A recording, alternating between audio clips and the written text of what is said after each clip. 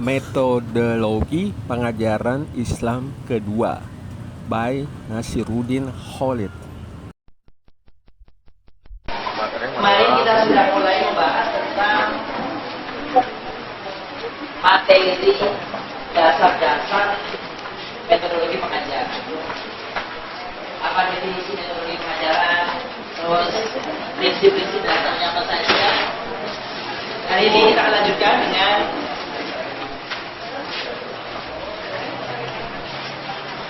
masih tentang metode. Ya, sebagian ada, sebagian ada. Ya, ini yang sudah ditambah ini. Jadi itu dulu kalau itu untuk PGA ini sudah dicampur dengan Al-Mubin di sini. Jadi ada metode mikro, alti, apa di situ.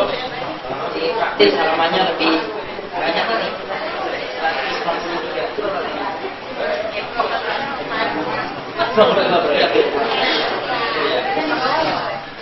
Nanti akan dikoordinir oleh Bapak. Baik. Seandainya pun metodenya bagus, Bapak Ibu. Tapi terkadang kita di sekolah, lembaga pendidikan, ternyata ada saja alat yang gagal, tidak sesuai dengan kehendak keinginan kita. Gurunya sudah menggunakan metode yang bagus. Seandainya ada cari yang bagus, alat yang hebat, alat yang canggih, tapi tetap aja ya murid itu kadang-kadang tidak sesuai yang diharapkan oleh. Mengapa demikian? Sebab ternyata untuk keberhasilan pengajaran guru itu bukan hanya faktor itu. Ada begitu banyak faktor, ada begitu banyak pendukung atau faktor-faktor kesuksesan di dalam pengajaran yang kalau ini disatukan, ini akan lebih memungkinkan seorang pengajar, pendidik, guru, ustazah akan mendapatkan hasil yang lebih baik. Jadi apa saja faktor-faktor kesuksesan dalam pengajaran itu yang mesti kita perhatikan supaya hasil yang kita harapkan tercapai. Sebab kalau hanya memilih metode yang canggih, alat yang canggih, barangkali tidak cukup. Dan kadang-kadang di sekolah itu kalau ada murid yang tidak sukses, gurunya yang disalahkan. Ya kan guru saya kan orang tua nggak tahu di sekolah kalau nggak gagal kan guru. Kata gurunya orang tuanya yang salah. Kenapa di sekolah di sini nggak mau nengok, nggak mau konsultasi? Berarti yang ada adalah saling menyalahkan. Seharusnya tidak begitu. Sebab kata Ki Hajar Dewantara, tokoh pendidikan nasional, kata beliau, sesungguhnya pusat pendidikan itu ada 3. Beliau menggambarkan seperti ini. Ini pusat pendidikan. Apa kata beliau? Kesuksesan pendidikan secara umum besar itu adalah tanggung jawabnya ada 3 unsur. Pertama adalah orang tua. Orang tua yang bertanggung jawab tidak hanya orang tua, saya sudah tiap bulan bekelin kamu uang PP, uang jajan, tidak cuma seperti itu sesungguhnya. Karena orang tua juga dituntut untuk mengontrol, orang tua juga dituntut untuk melanjutkan. Sebab ada yang di sekolahnya sudah dididik, siangnya duha, gitu. Duhurnya jamaah di masjid, di sekolah. Begitu kan di rumah? Kenapa? Tidak ada sinkronisasi, tidak ada kesamaan tanda. Anggapannya, ya sudah, sekolah yang cukup.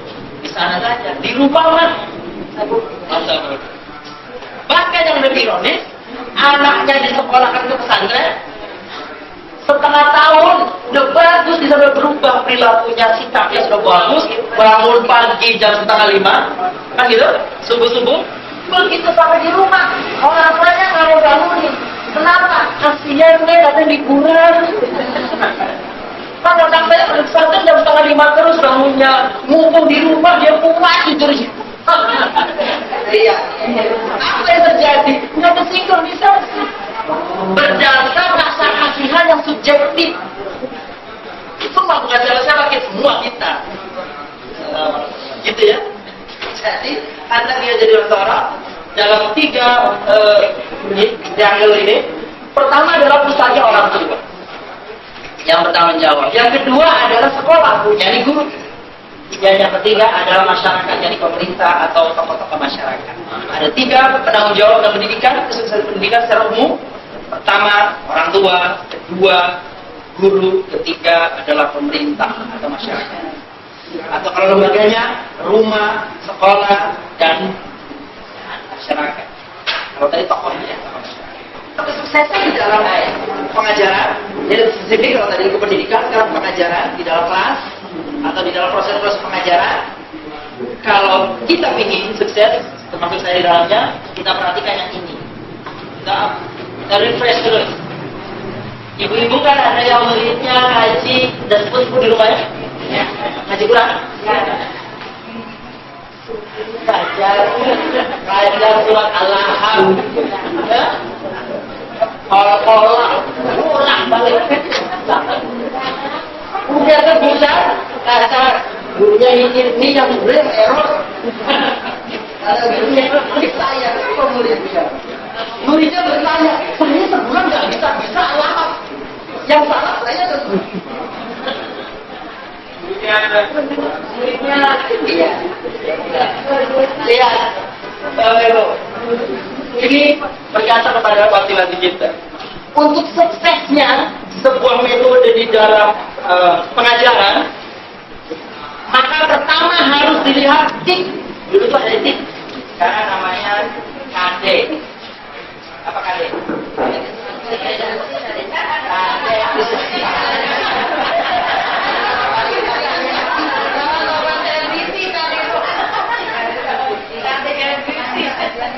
KD itu kompetensi dasar.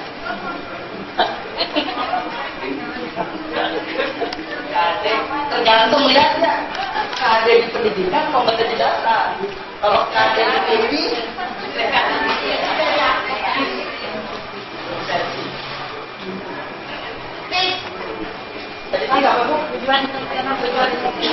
tujuan instruksional khusus. Apa maksudnya? Kalau kita ingin mengajar dan dianggap sukses dalam pengajaran, Anda ininya ini, Anda sebelumnya.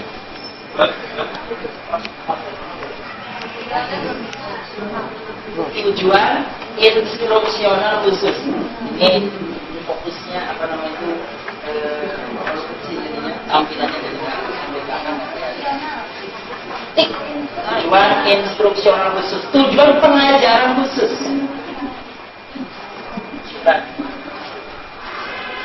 Tujuan instruksional.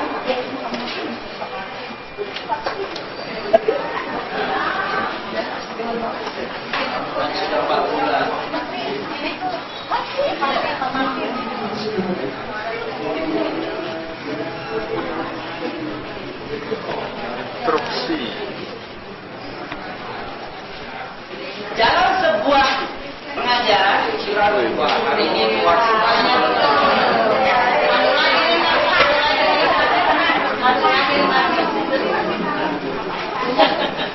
Pahalanya tuh.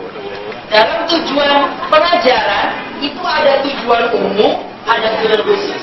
Sederhana kata begini, Bapak Ibu mengajar tajwid. Tajwid itu hukum garis besarnya itu kan ada nun sukun,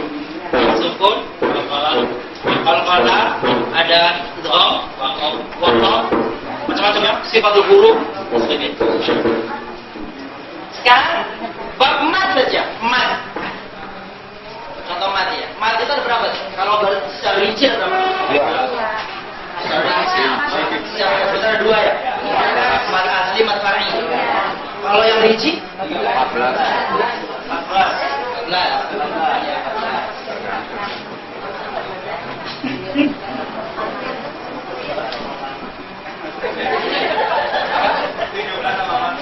Ya.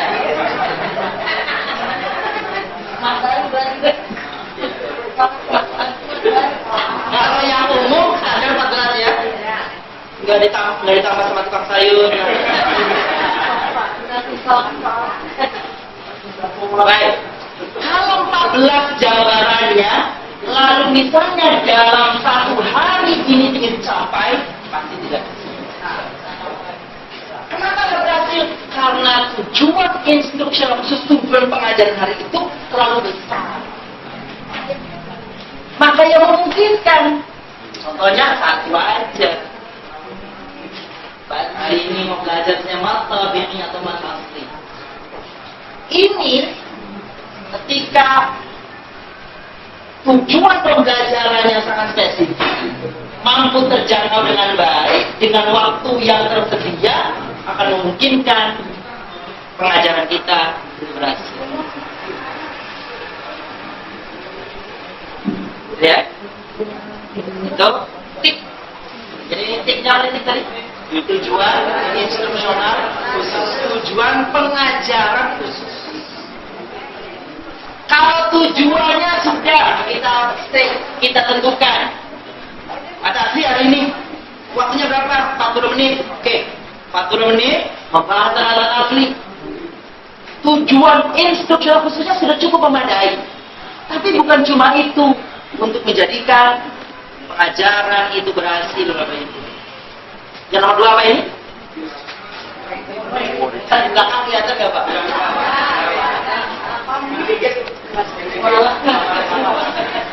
Yang belakang malah jangan salah, bukan Bapak ya. Tampilannya ya. Murid. Tujuannya spesifik, sedikit, proporsional waktunya, tapi muridnya lelet. Muridnya baca aja belum paham, susah capai. Sekarang muridnya bagus, gurunya cuma guru yang sono. Apa maksudnya gurunya? Boleh jadi gurunya tidak memahami metode yang digunakan, boleh jadi gurunya tidak menguasai materi. Ya, materi tidak dikuasai. Dia mau jelaskan mat asli, dia jelaskan kemana-mana. Kurang pemahaman, kurang penguasaan. Faktor guru menentukan. Tujuannya harus spesifik, yang mudah dijangkau menurut porsi waktu yang tersedia. Muridnya bagus, selektif. Maka Bapak Ibu, sekolah-sekolah yang unggulan, sekolah-sekolah yang berkualitas, itu kan ketat menyeleksi murid. Ya, dari 400 yang diterima 40 atau 50 orang, 100 banyaknya. Ada sekolah yang datang berapa? Yang datang 260, yang diterima 270. Kenapa yang 4? Yang 4 datang nyusul, nggak pakai tes, langsung masuk. Kenapa? Yang penting muridnya masuk semua ini. Tambah banyak murid, pada sekolah tertentu, bayarnya kan tambah banyak. Uang pakalnya kan besar, lumayan untuk bangun. Urusan ngajar, guru dah. Ini tidak ada sinkronisasi pada beberapa lembaga antara visi yayasan, visi kelembagaan, penanggung jawab kelembagaan dengan guru. Gurunya pengen berkualitas, tetapi yayasannya tidak sinergi ya. Yang penting terima aja terus. Karena mungkin pada lembaga Islam ada yang berprinsip gini, gak boleh ditolak orang mau belajar. Orang mau belajar mau ditolak. Ini stiker sudah nyampe belum? Oh, nah, sebentar lagi kena masuk. Lihat baterai mau dalam. Baiknya kasihan. Sana sini udah. Sinkron yang kayak gini. Baik, kita lanjut Bapak Ibu. Setelah faktor guru, ada faktor situasi, suasana. Pak, LBI ini kira-kira nih di tempat ruangan kita nih untuk duduk 2 jam cukup nyaman ya?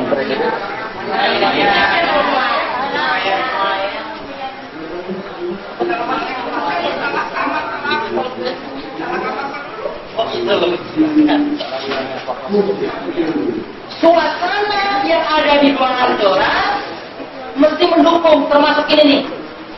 Speaker ada yang di depan 1, 2, 3 baris mungkin nyampe suara saya. Yang di sono, apalagi di belakang ada suara mikrofon yang lebih kerasa. Enggak, kita ke sini, Pak ya. Ada nih Bapak Ibu ya.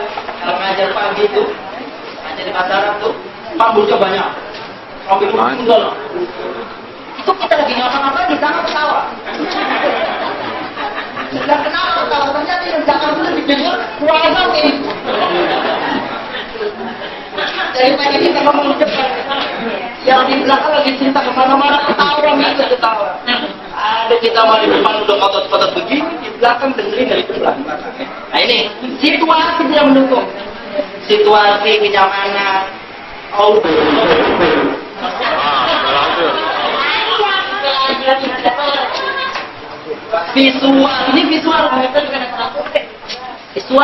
Visualnya tidak bisa dijangkau yang di belakang. Sayangnya. Kalau sudah bikin nanti waktu balik ke Tanapang baru udah lengkap semua. Tapi nggak tahu tahun berapa ini.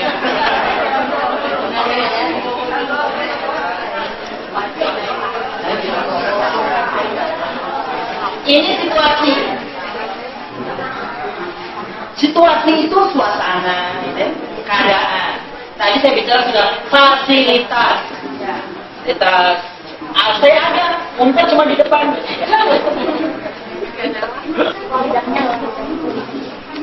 Ya, ini fasilitas sangat menentukan. Suara yang dari tadi bunyi di mana?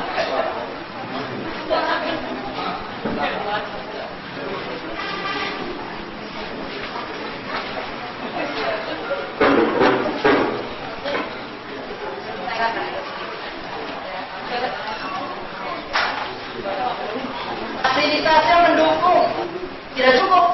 Ada materinya.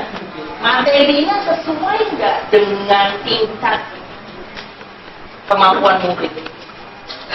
Murid SD, nggak ada tajwid, murid SD kelas 1, kelas 2. Ngajarnya apa? Ngajarnya sudah matang, Mas Arfi dijelaskan dengan definisi yang ruwet. Anak-anak SMA yang praktis, ini berdiri cara bacanya, bukan dijelaskan definisi. Ini bedanya mat parok dengan mat tulis seperti itu. Alhamdulillah, di samping saya ada materi yang tulis begitu. Materinya sesuai tidak dengan tingkat. Terlalu mudah, materinya mengejutkan.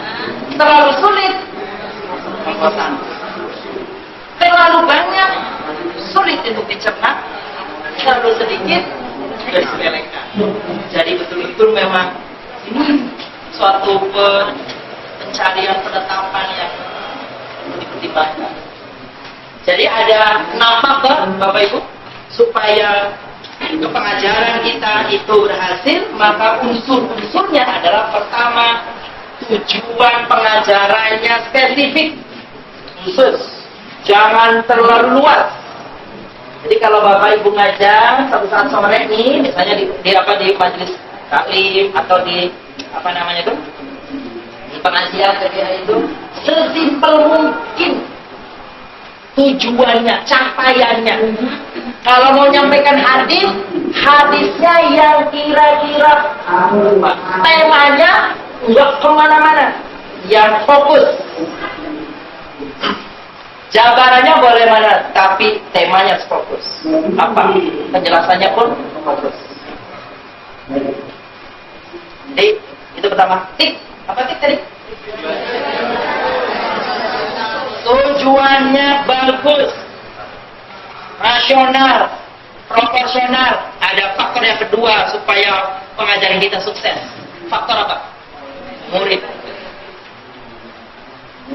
Anak-anak SD, Bapak Ibu, itu menurut penelitian, itu satu pelajaran itu mereka dapat konsentrasi itu 20 sampai 40 menit sudah hebat. 40 menit itu sudah hebat. Kalau ibu-ibu 2 jam masih kuat di sini Bapak-bapak. Wah.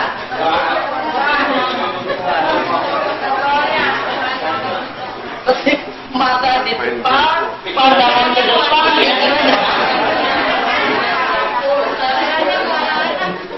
Udah kesorean, di mobil masih ada enggak? Itu air di rumah belum lain.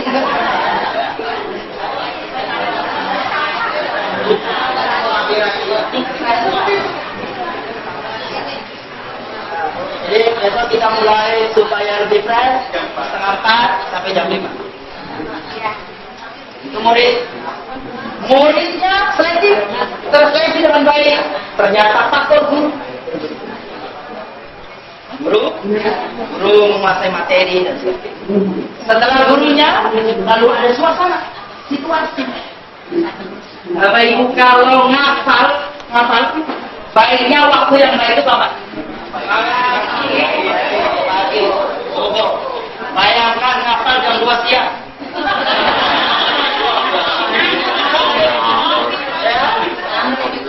Kita disuruh menyusun kurikulum mata pelajaran yang diajarkan. Jam 7 pagi kesenian nyanyi-nyanyi. Jam 1 siang matematik. Anak udah tinggal napasnya udah setengah suruh mikir matematik. Lapar. Penentuan materi apa pada jam apa, situasi apa itu sangat penting. Waktu fresh ngapal baleda. Anak-anak pagi bagus, yang bagus pagi ngapal itu masih fresh. Apalagi ya ibu-ibu sambil barangkali yang dekat masjid setengah kilo sambil dari rumah jalan surat Al-Ghasyiyah, surat Ar-Rahman, surat Al-Waqiah. Jam berapa pagi habis subuh? Itu fresh, bagus. Atau situasi itu boleh jadi bukan hanya kali waktu. Masing-masing orang biasanya mungkin setelah sholat itu ada suasana yang relax. Boleh. Habis maghrib bisa habis sholat ya, bisa untuk ngapal. Maka pengalaman Bapak Ibu mungkin ya dulu ngaji itu kapan? Habis maghrib ya. Sekarang habis asar ya, anak-anak habis asar, habis zuhur bisa asar. Nggak apa-apa karena mungkin habis maghrib sudah agak susah. Waktunya kenapa? Ada di madu. Karena kalau anak-anak habis maghrib ada di madu. Pikirannya sudah sinetron. Fasilitasnya, materinya, tiknya. Sekarang materi sama metode. Apa kaitannya materi sama metode? Tidak semua materi perlu dihafal. Mari kita lihat. Relevansi, kaitan, hubungan antara metode dan bahan ajar. Kalau di ajar ibu-ibu, ajar ngaji ibu, saya materi apa? Selain Al-Quran. Selawat. Ada selawat? Doa. Oke. Apa lagi? Tadi ya Quran, hadis, selawat ya. Semua biasanya dihafal semua. Selawat dihafal, ayat dihafal, hadis. Enggak, ada yang hadis ya. Hadis dijelaskan, doa dihafal. Baik, tidak semua materi perlu dihafal. Menurut Zakat Derajat, Profesor Dr. Haji Zakat Derajat, ada 4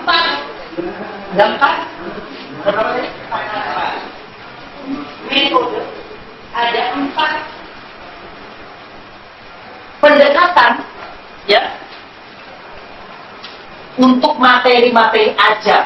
Jadi materi pelajaran begitu banyak di sekolah sekalipun, paling dia kata beliau dapat didekati jadi oleh salah satu dari 4 tipe pembelajaran ini.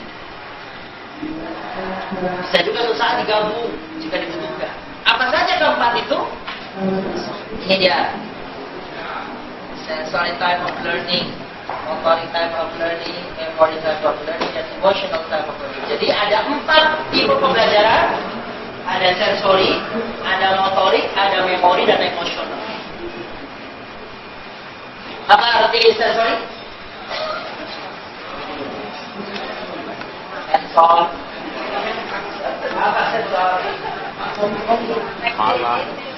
Apa pengamatan? Apa? Pengamatan. Pengamatan. Iya. Diamati, cermati.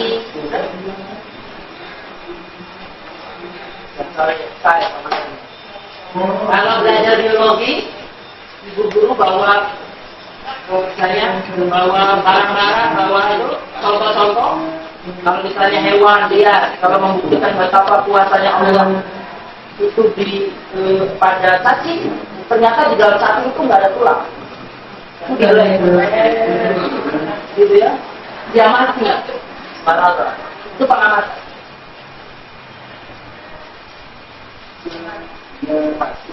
Belajar sholat bisa nggak pengamatan?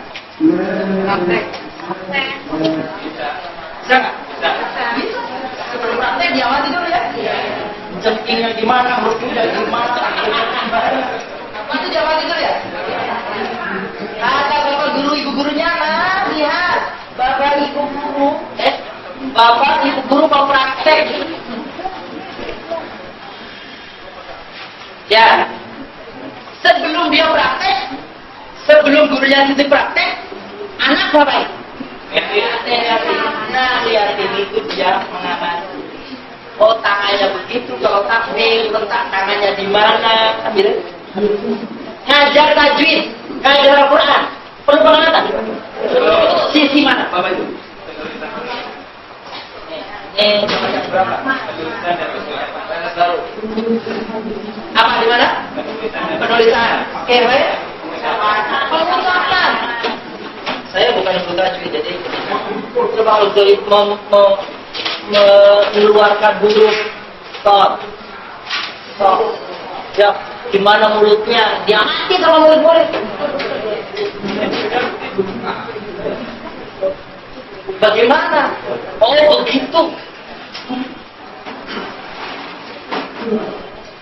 Roh. Wah. Ya nanti ceklah kepada guru tajwidnya ya. Kalau saya nanti diketawain kalau menjalankan bukan guru tajwidnya. Tapi artinya bahwa guru mengucapkan itu dilihat. Oh begitu. Yang sulit mencontohkan itu kalau guru apa bapak itu?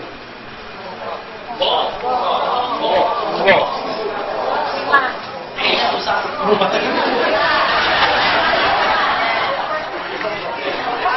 Mengucapkan istilahnya udah susah ya. Kalau kita itu kata saya,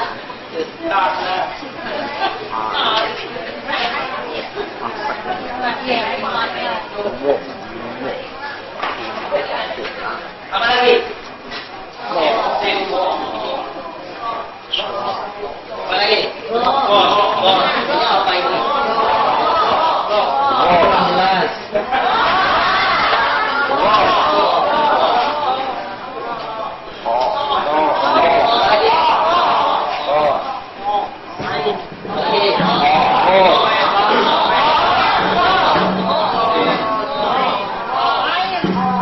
Apa lagi?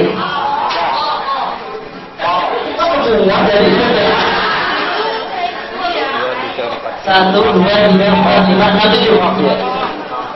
Siap ya? Apa lagi?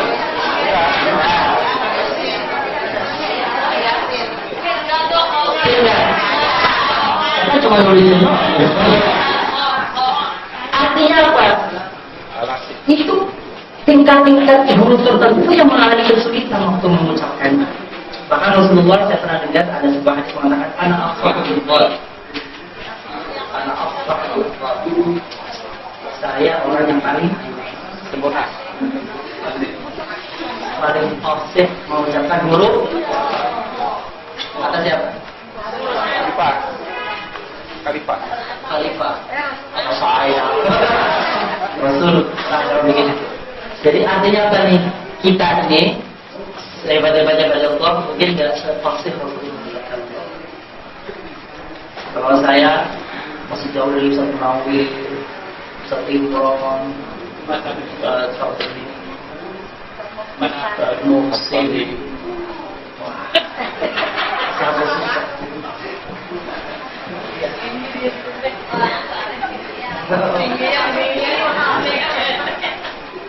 Artinya apa? Itu beliau-beliau yang sudah membiasakan. Itu alhamdulillah Bapak Ibu bersyukur Bapak Ibu mendapatkan dari orang-orang yang dari ini berguru Al-Quran dan dari ini orang-orang yang saya kira mahir di bidangnya. Saya lihat kalau dia MTQ, DKI, MTQ nasional pada hilang guru DKI ini. Bersyukur tadi. Kalau saya Polri, baik. Ini apa itu? Sensory type of learning. Jadi pembelajaran yang menitik beratkan kepada aspek sensori, pengamatan. Murid mengamati apa objek yang mesti diamati. Apakah kalau dia makhraj huruf, sifatul huruf, maka mungkin dialek guru atau gerakan guru mengucapkan bagaimana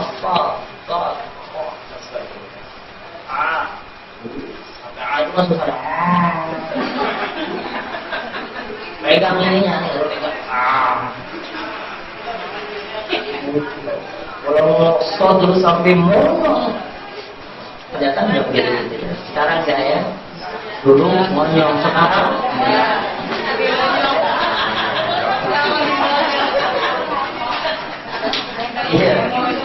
Yang kedua adalah motor type of learning, bahwa pengajaran atau pembelajaran itu titik beratnya adalah pada gerakan. Motor itu gerakan. Praktik nggak usah kita gampang. Ajar yang perlu praktik murid apa Bapak Ibu? Kalau tajwid apa? Kita memang betul dipraktikkan. Iya. Apalagi kalau fikih, salat, wudu, supaya anak tahu bahwa yang dibasuh sampai mana itu teorinya sudah basuh tangan sampai siku, gitu ya. Taunya dia basuh tangan wudu masih pakai baju sampai begitu dia masih kering, kan sudah sampai siku, bajunya nggak dibuka. Muka sampai mana batasnya? Kalau diteorikan, awalnya teori, tapi lanjutnya dulu praktek. Lihat muridnya, sini satu-satu anak-anak sekalian. Mungkin gurunya dulu praktek. Begitu Pak Guru. Dan seingat kita dulu waktu belajar, apa yang bersumber dari guru biasanya lebih berkesan, lebih mengena daripada yang disampaikan oleh orang tua. Secara umum, itu ada orang tua yang berdiri. Atau ada ibu yang sampai di rumah, ibu sama anaknya, anak guru nggak begini. Padahal gurunya salah. Pokoknya kata guru nggak begini, ampun. Jadi Bapak Ibu, saya ngajar bahasa Arab. Ya. Terus anak saya sini ngajar bahasa Arab. Kata guru nggak begini ayah. Aduh. Ya sudah, oh gitu ya, ada apa-apa. Nanti gurunya dikasih tahu. Kenapa? Sekali lagi, biasanya anak hubungan emosinya meskipun pada tertentu tentu ada ya. Meskipun nggak mau tentunya apa? Ini kata gurunya. Oh iya. Kan kita tahu juga ya. Wah, gurunya bego. Tentu nggak boleh begitu. Di depan murid kita begitu nggak boleh. Oh iya, kita kasih tahu terus saat kalau kita datang dari Pak, Bu,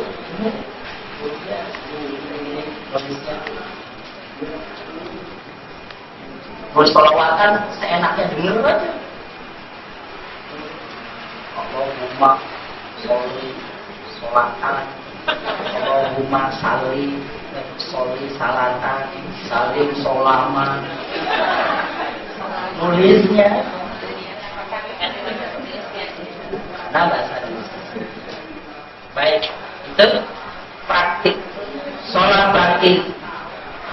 Isma, baca isma. Ya, isma. Coba yang muncul-muncul. Pak Madi, ini Pak Madi, tangan ini. Pak Madi, coba aja Pak Madi. Ini namanya motor part of learning. Di kajian sudah mulai? Sudah. Saya ingin tahu dari Pak Guru Tajwid untuk melafalkan, mentalkiskan, mencontohkan bagaimana bacaan Isma pada surat Yusuf ya. Oke, Ustaz.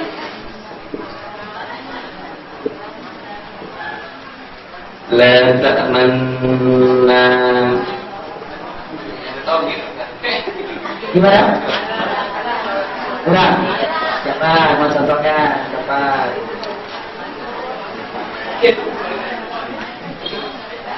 Yang bapak-bapak aja. Pak Ustaz siapa? Pak Ustaz.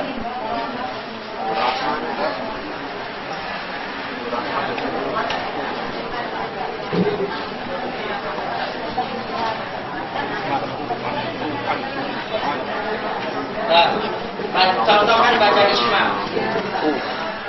La ta'manna.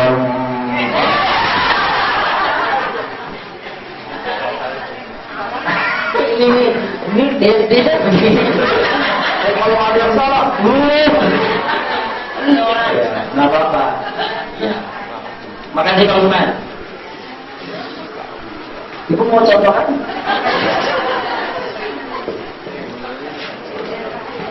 Siapa? Ibu-ibu dah, ibu-ibu. Mau kasih contoh? Siapa?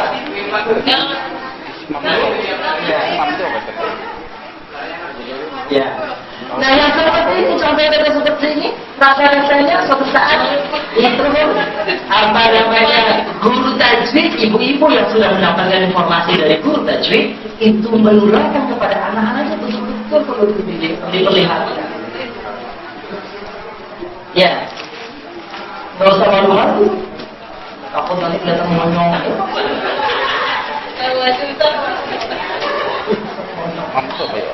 Baik. Bisa apa? Ismam. Kita lihat apa penjabarannya.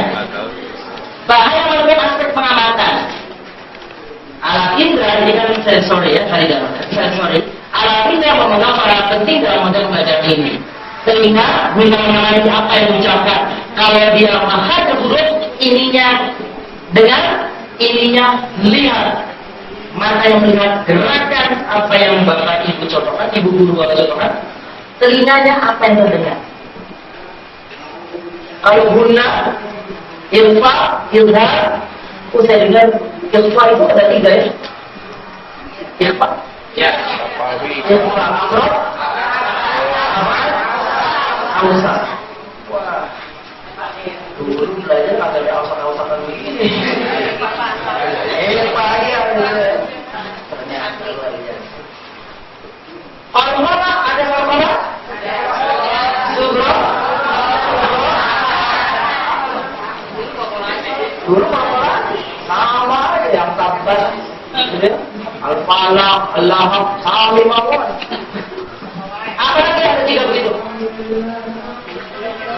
Itu apa? Oh ini cara bacanya kok ada yang tipis, yang sedang, yang besar. Ambil sama nafis. Ambil sama nafis. Takhir sama nafis. Murakakah sama murakakah. Sama. Itu kan namanya dari tartib sama. Maka sebenarnya praktek objek, metode pelajaran yang biasa digunakan adalah serama resitasi dan proyek. Jadi kalau guru memberikan satu penjelasan tentang makhluk huruf, itu anak-anak murid memperhatikan apa yang dipraktikkan, dan mendengar apa yang lanjut. Bahan yang meluas keterampilan gerakan atau gerakan tertentu ya, atau praktik.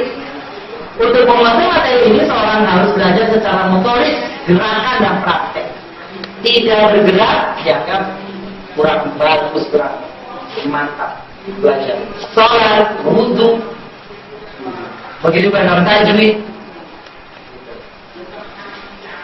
Kalau belajar umum, kembali yang pernah saya sampaikan, misalnya loncat, dulu waktu SD ada belajar olahraga loncat, ya, loncat apa? Tinggi, berjalan, dijelasin saja. Agak pernah megang galon, kali-kali megang galon.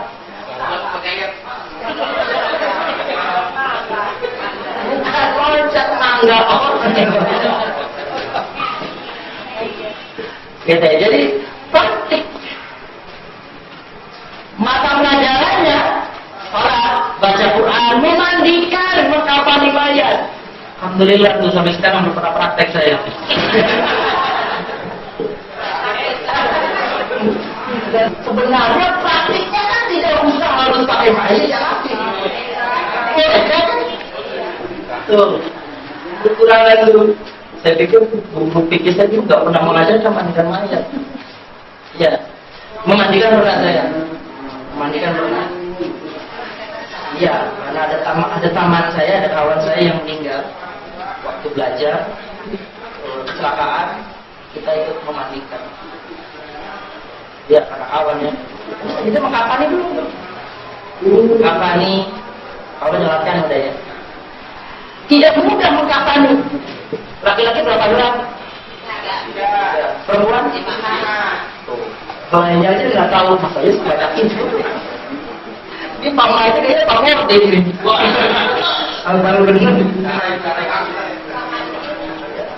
Ada praktiknya. Pakai boneka kalau belum ini. Kalau susah dari boneka yang gedean, ada bawang pisang. Boleh. Saya yakin ini jarang yang praktik.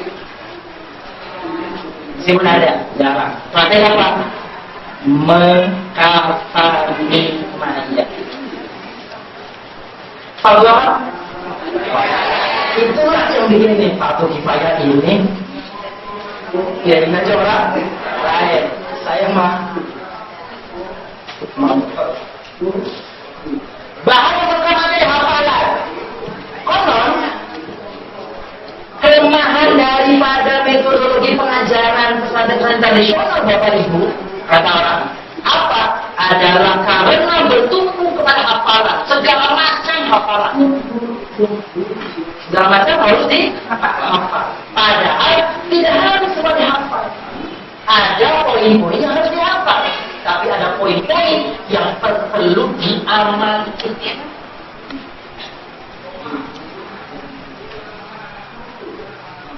Coba, nih, materinya misalnya akidah, bahasa, Quran, dan lain-lain.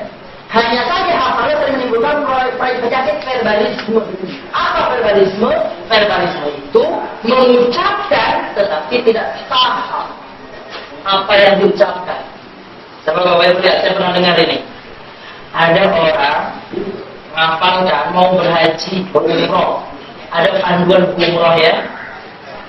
Jadi baca begini, waktu tawaf baca bersekian subhanallah, alhamdulillah, wala ilaha illallah, Allahu akbar, salah samarat. Dibaca lagi tulisan salah samarat. Apa? Salah samarat. Subhanallah, alhamdulillah, la ilaha illallah, Allahu akbar, salah samarat. Coba lihat. Nggak pernah dengan tulisannya, memang begitu tulisannya.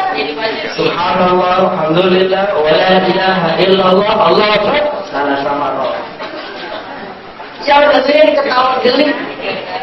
Itu kira-kira namanya deh. Itu yang salah samarat sudah dihafalin. Itu maka-maka salah samarat keterangannya tuh dibaca 3 kali.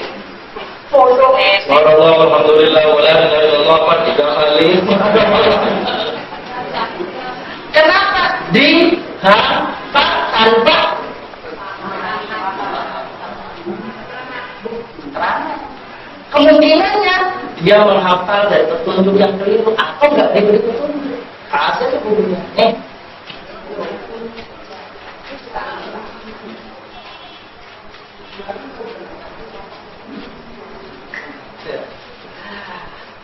Kedua, penyakit daripada hafalan, kalau kita mengutamakan hafalan tanpa memperhatikan yang lain, biasanya terkena penyakit ketidakmampuan siswa menghubungkan antara apa yang dihafalkan dan apa realitasnya. Saya kasih contoh. Ini panas belum bunga berbeda. Contoh, meskipun ini biolan, nggak benar mudah-mudahan. Susah. Ada yang datang untuk masker baiki. Ditanya dari mana? Dari pesantren. Di mana? Di Jawa Timur. Kalau Jawa Timur berapa? Sudah pernah belajar bahasa Arab? Alhamdulillah sudah selesai dari pesantren. Pernah belajar ilmu nahwu sharaf? Alhamdulillah. Apa? Ilmiah, ilmu tamimah, alfiyah, hebat semua. Apa? Insyaallah apa? Disediakan satu buku. Ayo baca sama dia. Subhanallah khair. Subhanallah nur, alhamdulillah khair. Alhamdulillah sedikit sebagainya. Sudah baca? Sudah. Ngerti paham? Dikit-dikit kita paham? Dikit-dikit. Oke. Tunjukkan, coba cari. Sudah belajar tamimah, sudah belajar imri kan? Kalau tidak ada khobar, kalau tidak ada khobar, putar balik, bolak-balik kanan atas juga. Enggak ketemu, enggak ada nih, enggak ada. Kok enggak ada? Enggak ada. Kenapa enggak ada? Dulu waktu saya belajar kalau ada jumlah ismiyah itu apa bunyinya? Zaidul Qaim. Ini di sini enggak Zaidul Qaim. Jadi kalau di buku-buku itu contohnya adalah jumlah ismiyah Zaidul Qaim, jumlah fi'liyah koma Zaidul. Ada di situ jumlah fi'liyah? Enggak ada. Kok enggak ada? Enggak ada koma Zaidul. Apa? Ini belum boleh jadi. Tapi ada beberapa cerita begitu. Itu apa? Kalau itu terjadi betulan, berarti apa yang dia hafal tidak sesuai, tidak korelatif, tidak berhubungan dengan kenyataan. Yang dia baca itu sepanjang itu dia baca nggak ada utara obat, nggak mungkin kan? Kenapa? Dalam persepsi orang yang tahu itu betul, yang ada contohnya sesuai yang ada di itu nggak benar. Tapi mudah-mudahan itu hanya sebuah sama pernah saat saya pernah coba kasih contoh belum digunakan. Bu, ayo saya mau kasih contoh dari belakang. Kasih contoh untuk ambil guna. Contohnya ini kata yang ada di ambil guna. Ya. Nun mati ketemu alif ketemu ya mim nun atau saja ya Bapak Ibu. Terus nun ketemu shin. Yang diminta adalah mim nun. Bisa dulu ya. Baik Bapak Ibu. Min syai nun ya mim nun wawu.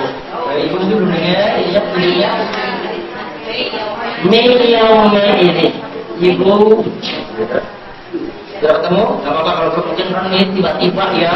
Coba mau kasih dokter lalu. Gak apa-apa, tapi lagi balik lagi. Silakan. Miliar ini.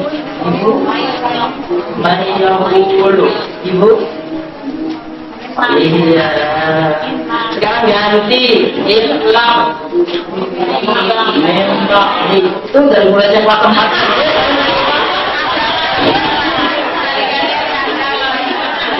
Apa salah? Enggak ada salah.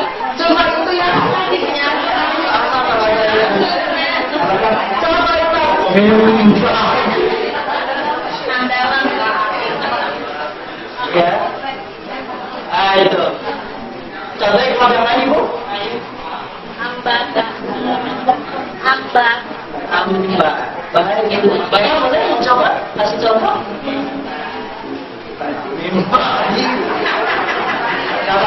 itu apa namanya? Layun badan. Layun badan. Coba idgham bila gunnah.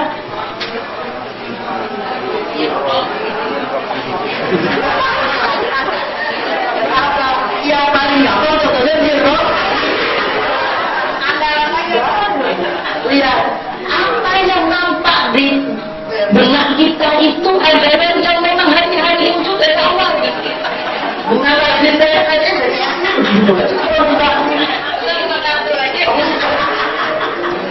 Hafal ya, hafal. Tapi padahal kalau kita lihat, ini si contoh cuma di sini, nggak apa-apa ya, nggak jadi masalah. Cuma di sini. Yang kita khawatirkan adalah sampai buka Quran.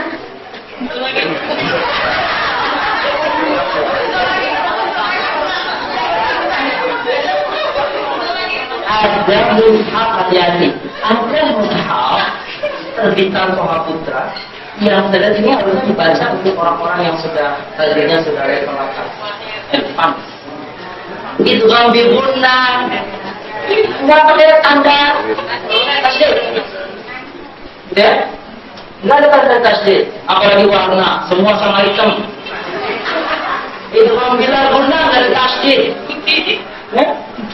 Bahkan pada kata-kata tertentu yang syariah nggak pakai tasdid. Minal nasi, minal nasi. Kok minal nasi nggak ada tasdidnya? Kan bukan masalah tanda.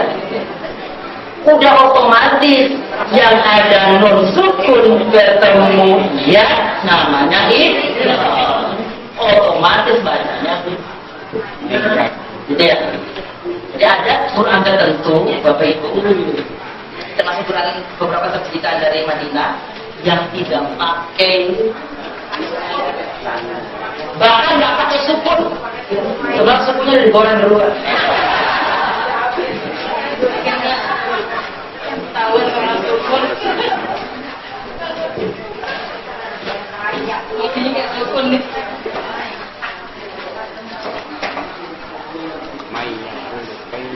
Ya udah. Ada beda.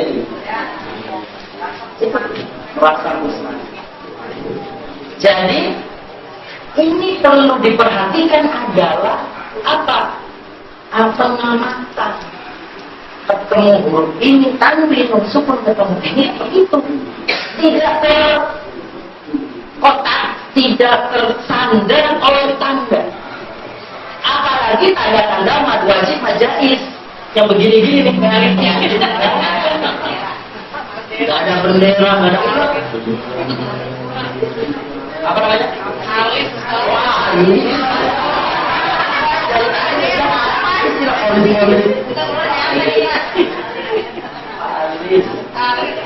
Dan ternyata kalau ini diperhatikan ada yang tandanya begini, ada yang tandanya begini, ya, ya kan? Ya. Ternyata beda. Yang mana yang wajib, mana yang jaiz. Tuh. Nah, besok-besok pusing-pusingin yang ada patokannya, patahan nggak pakai patahan-patahan. Jadi kalau begitu misalnya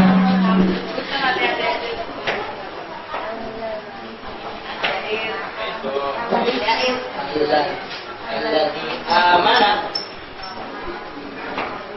begini sudah otomatis nih. Jadi tahunya dari mana? Bukan semata-mata ini apa alis atau bendera, tapi karena ada masalah ini terkait dengan kalimatnya. Ini pentingnya pembelajaran penalaran. Apalagi kalau kita masuk ke pelajaran bahasa Arab Bapak Ibu. Caranya itu tasrif bolak-balik apa muter-muter. Wa umahu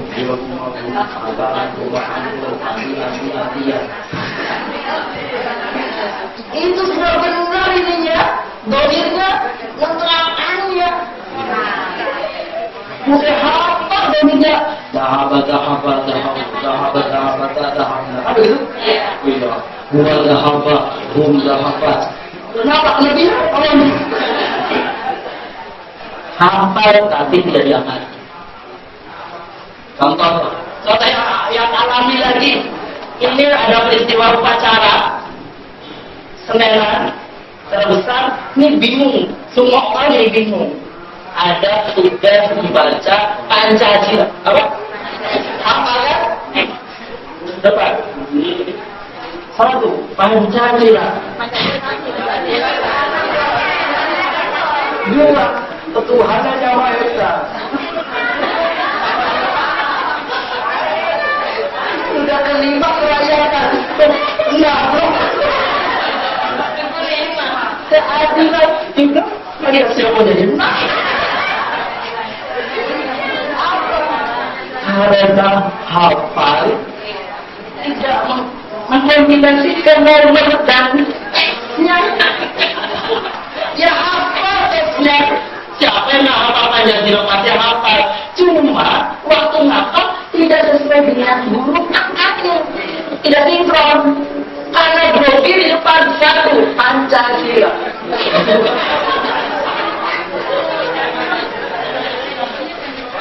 Ya upacara bingung, Pancasilanya 6. Ini contoh. Tidak bisa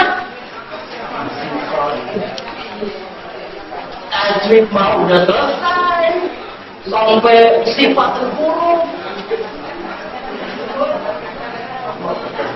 Bapak Ibu, saya Bapak dimulai menitik beratkan kepada hafalan. Hafalan penting, tapi juga ada poin-poin penting yang diperhatikan. Doa juga penting ya, doa. Ajarkan doa nih. Allahumma firli wa hidayah. Usahakan sampaikan pemahaman maknanya sehingga paham sehingga tidak membacakan ada di ayat Fikirli warhami rajuluni warhami. Jam 5 ya.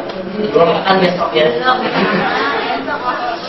Lanjut, bahasa yang mengandung emosi. Emosi yang dipahami di sini bukan marah. Wah, jangan aja pakai cara marah. Bukan. Apa yang maksud emosi? Kejujuran, keberanian, sikap batin ya. Kesabaran, kegembiraan, kasih sayang, empati, dan sebagainya. Untuk mendapatkan tujuan ini, maka guru harus mengusahakan agar anak mendapatkan pengalaman sebanyak-banyaknya. Metode yang digunakan adalah metode sosial drama bermain peran. Begini, biasanya digunakan untuk sejarah atau mendramakan kisah dalam Al-Quran juga boleh.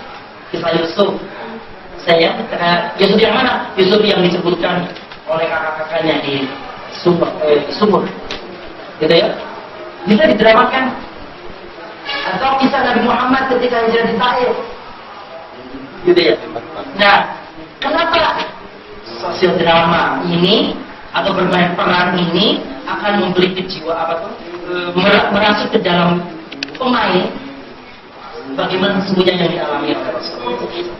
Nah ini emosi. Atau kalau misalnya belajar sedekah, boleh ada anak TK, anak-anak SD kita dibawa ke panti asuhan, bawa masing-masing hadiahnya dibungkus misalnya yang sederhana yang biasa paham, lihat keadaan mereka lalu berikan kepada kelas. Barangkali ini akan memudar emosi. Ya, ada emosi, ada empati. Baik, ini 4. Jadi saya mengulang. Menurut Sebagian derajat ada berapa tipe pembelajaran? Materi-materi itu kalau disederhanakan bisa disampaikan dengan pendekatan 4 teori ya, tempat pendekatan pelajaran. Yang pertama, sensorial learning. Apa itu? Peranakan. Jadi objek kajian itu titik beratnya pada pengamatan. Dalam pengamatan apa yang dibutuhkan? Pajanya utamanya mata untuk telinga Itu sensory type of learning. Yang kedua, motorik type of learning. Apa ini? Pembelajaran apa ini pada itu? Gerak praktik bu, praktik. Iya. Pada materi apa yang biasa ini kalau di dalam sholat ya sholat. Dalam tajwid apa? Ya sih kalau guru. Kalau dalam fikih, untuk ngaji, iya, anak-anak kecil kita, anak-anak ngaji, tawaf, terus apa ini? Kalau tidak tahu kalau anak kalau manasik anak-anak itu ada hukum nggak? Hukum di mana Monas? Mana saya itu di Merdeka Selatan di utara. Ya, misalnya cukup tawaf sama sa'i nggak pakai hukum. Apalagi jumroh, pakai jumroh, pakai ya. Apa itu jumroh dari atas Monas. Yang kedua, yang ketiga, memang saya learning. Jadi tekan atau ayat kajiannya yang utamanya apa nih? Pada unsur ketiga nih, apa namanya? Memory, hafalan, ingatan. Yang saya terapkan apa nih kalau? Dua, surat-surat pendek hafalan Quran, hadis.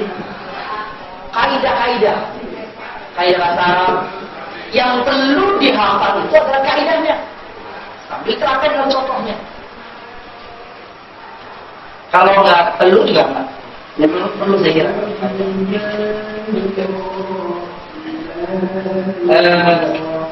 Anak-anak belum belajar ya, sulfik itu kan kaidah-kaidah juga. Yang mana tuh? Kaidahnya sebenarnya begini. Kalau dalam kajian bahasa Arab itu misalnya ada mubtada, mawar mubtada.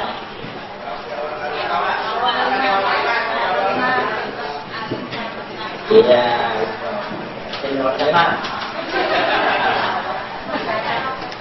Kaidahnya ya. Nah, kalau masih kecil itu mungkin belum terlalu jelimet sampai dekat itu.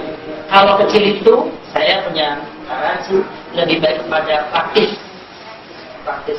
praktisnya ya, termasuk misalnya mengajarkan bahasa Arab ke anak-anak SD itu tidak perlu direpotkan dengan bunyi akhir kata. Muhammadun Tolibun, Muhammadun yadhabu ilal madrasati. Nggak perlu ini. Muhammad yadhhab ilal madrasah. Wahidun satu islami salah satu itu itu coba praktek dulu besok di sekolah mau ngajar wahid islam thalatha arba khamsa sitta sab'a thamaniyah tis'ah 10 lebih indah samaniyatun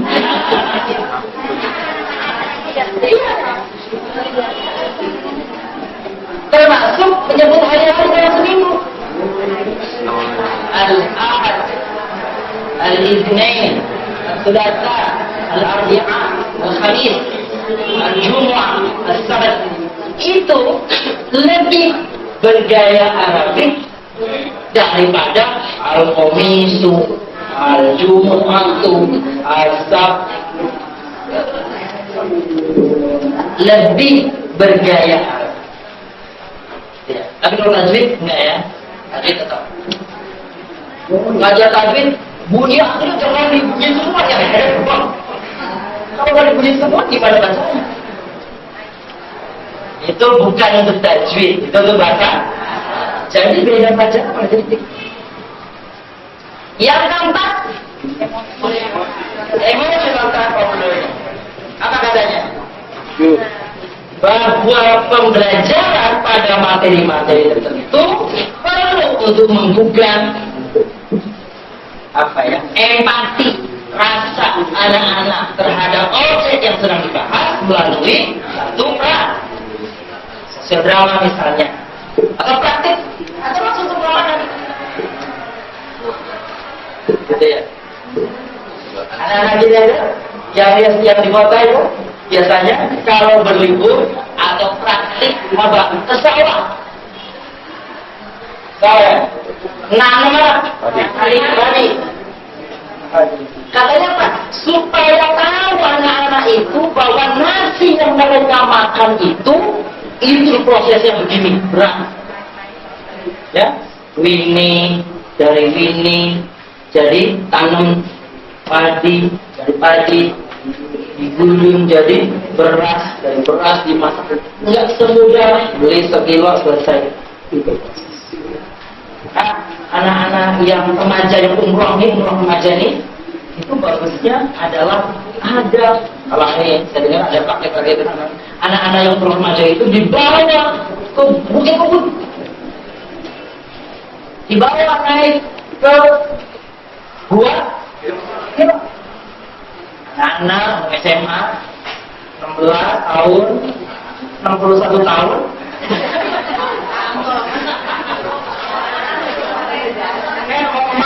mau membuat diri harusnya dibawa di jalan susah.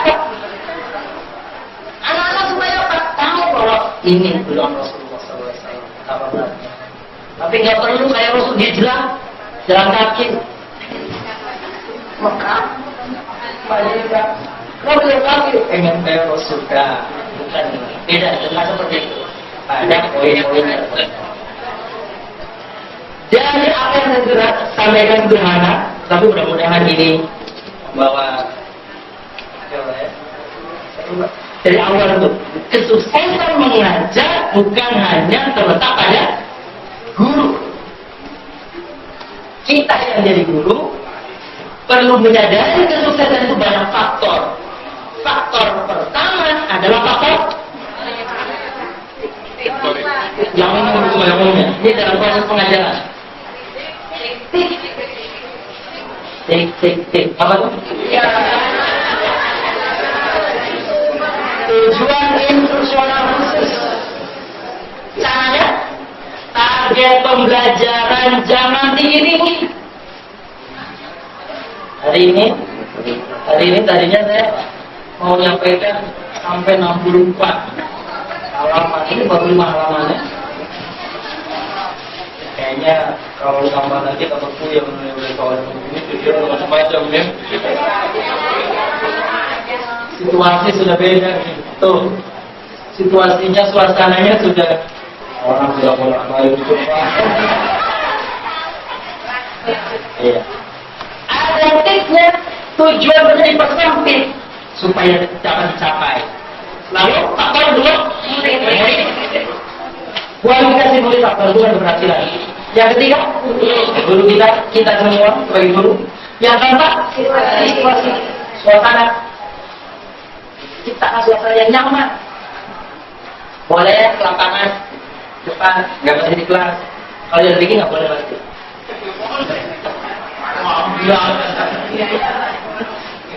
Anak-anak senang itu kalau dibawa keluar. Pelajaran bahasa Arab. Jadi karena ini materi kebetulan di buku ini Bapak Ibu, ini terampil mengajar ini ada 2. Di belakangnya itu ada materi mengajarkan bahasa Arab selain Al-Quran. Ya, di belakang buku ini. Jadi metode, salah satu metode langsung, Tariqah Mubasyirah namanya. Itu anak-anak nih kalau berguru yang muda nih, guru bahasa Arab nih, apa Tariqah Mubasyirah itu? Bawa anak-anak keluar, lihat objek, langsung tunjuk objeknya. Wa lafiz al-aliyah. Lafaz dan ungkap bahasa syajarah. Enggak usah terjemahin. Syajarah. Enggak usah. Syajarah. Syajarah. Itu enggak usah. Anak-anak. Syajarah. Anak-anak gergaran nganggur sendiri. Syajarah. Oh, syajarah. Syajarah. Oh. daripada saya rotun pun saya rotun mobil yang mana juga ada, tunjuk langsung itu dia itu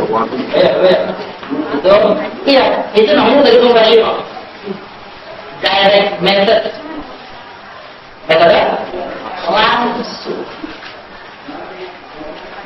Murid, guru, situasi, fasilitas, materi itu yang perlu diperhatikan oleh kita sebagai guru agar proses pengajaran insya Allah berhasil. Kalau ini nggak tertentu, muridnya lelet, gurunya nggak ngerti, situasinya panas, fasilitasnya nggak tersedia, materinya terlalu banyak, insya Allah